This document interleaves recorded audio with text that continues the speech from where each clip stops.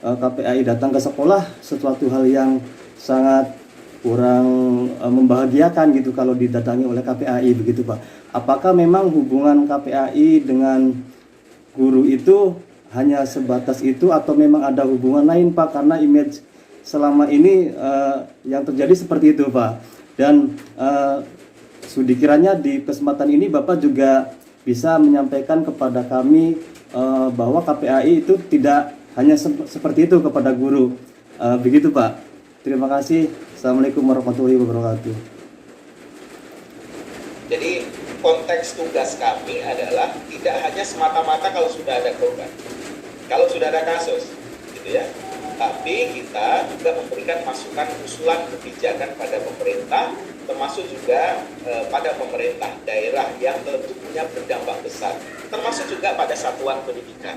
Ya, tentu kami jujur belum semua sekolah dari Papua sampai Aceh kami hadir satu persatu karena tentu waktunya juga nggak memungkinkan kan berapa jutaan satuan pendidikan di Indonesia. Nah, yang kedua, kami pada saat menerima pengaduan masyarakat juga melakukan upaya tindak lanjut sesuai dengan batas-batas kewenangan yang kami miliki. Karena kan konteksnya pengawasan. Jadi negara memberikan mandat pada KPAI adalah mandatnya mandat pengawasan. Contoh misalnya begini, ada satuan pendidikan yang tidak menyediakan guru yang seagama.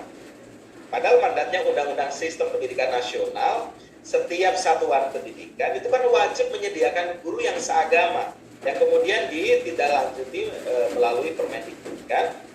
Kalau kemudian ada satuan pendidikan nggak menyediakan guru yang seagama, padahal anaknya sudah lebih dari 15, kira-kira begitu, maka kita juga mengundang satuan pendidikan yang bersangkutan akan menyediakan guru yang seagama. Ini misalnya, ini karena beberapa kasus yang masuk di kami juga demikian.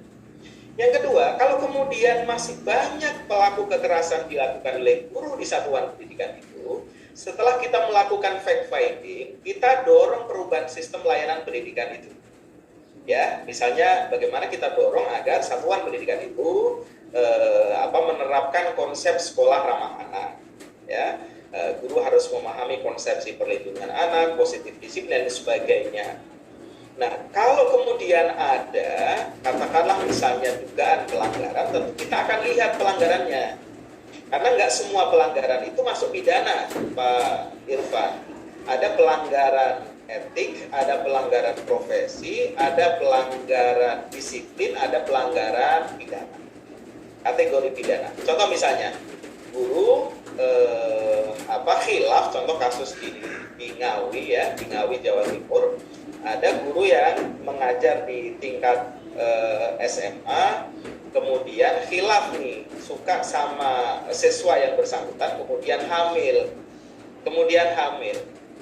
Nah, KPAI juga kami turun ke sana gitu ya, kami turun ke sana juga untuk mendalami lebih jauh karena sangat viral saat itu.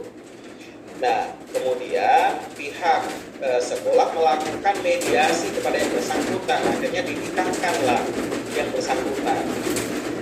Pertanyaannya adalah, kalau terjadi kasus demikian, apakah unsur pidananya hilang? Jawabannya tidak. Unsur pidananya tidak hilang.